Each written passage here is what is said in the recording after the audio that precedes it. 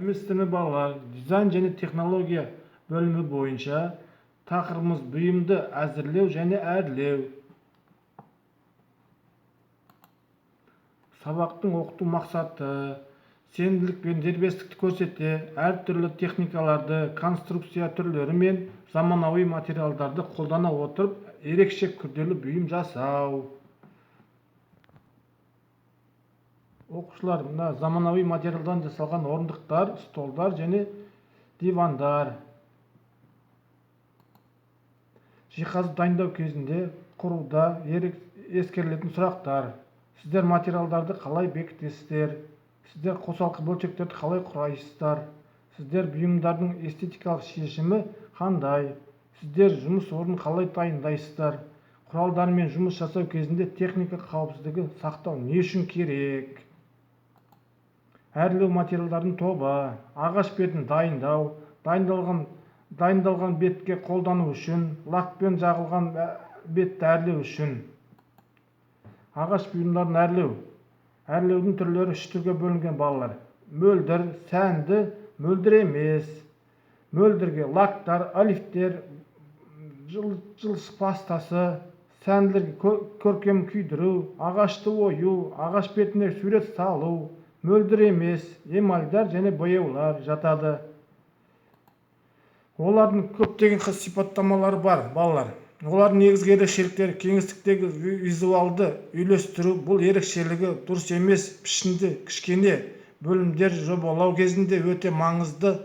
Тағы бір қасиеттер мөлдір өнімді қарапайымдылығы, олардың салмақсыздығы әсерін жасайды. Өнімдер кеңістіктері шамадан тыс жүктемейді, жағымды күн сәулесін өткізеді. Шыны жеткілікті берік, денсаулыққа мүлдем қауіпсіз болып келеді балалар. Мінекей шыны орындық, шыны столдар, тағы басқа бұйымдар тұр. Мінекей заманауи материалдардан жасалған. Соғылған металдан жасалған стол, орындықтар, кереуеттер. Бұлардың қасиеттеріне тоқталып өтуге болады. Беріктіліктер, мысалы, металдың оңайлықпен бұзылмауы. Осыған себепті мұндай жиһаздар, кафельдер мен мейрамханаларды иелер көптеген тапсырыс береді екен балалар. Металдан жасалған өнімдер ондағы жыл бойы қызмет ете алады екен. Олардың көпшілігі өз иелерінің бірнеше ұрпақтары қызмет етуде. Күтімді қарапайымдылығы, тазалау үшін қарапайым, сабын сумен жұмсақ шүберекті қолдануға жеткілікті, коррозияға ұшырамайтын металдар. Қазіргі қорытпалар ылғалды төзімді болып келеді екен балалар. Тас, мысалы, тасты білесіздер, бәріміз білеміз, бірнеше қасиеттерге екен. Денсаулыққа зиянсыз. Бұл үйде арналған кез келген тұрмыстық заттарды таңдауға өте маңызды критерий. Тас улы емес, ауаға зиянды заттар шығармайды. Көріп түсіндір ғой балалар. Жоғарғы гигиена өнімді беті әрдайым қатты, ол кір, май, иісті жұғып алмайды. Осы себептен ас үйде үшін тас тақтайшалар бар. Бағанадан жиі салып алынады. Материалдық замандық төзімді, тасқа айтарлықтай зиян келтіру қиын. Бұл үшін сіздер көп күш жұмсай керек. Егер сызықтар пайда болса, оны жою оңай болып келеді екен балалар. Тасқа түскен сызықтарды жою, тазалау, сүрту оңай болып келеді екен.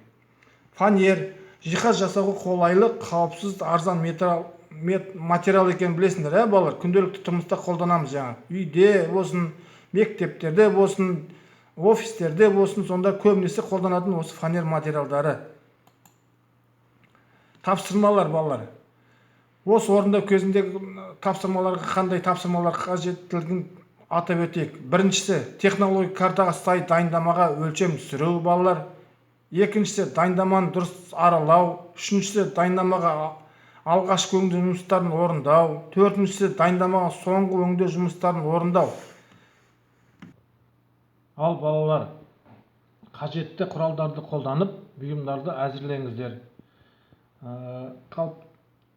2 жұлдыз 1 тілек арқылы, әдістер арқылы балалар бір-бірімізді бағалаймыз. Рефлексия. Бүгін мен нені білдім, нені үйрендім, мен қиындық туындады, қолымнан келді дегендеріңіз барыңыздарыңызда мына тақтаға өздеріңіздің тілектеріңізді іліңіздер. Назарларыңызға рахмет.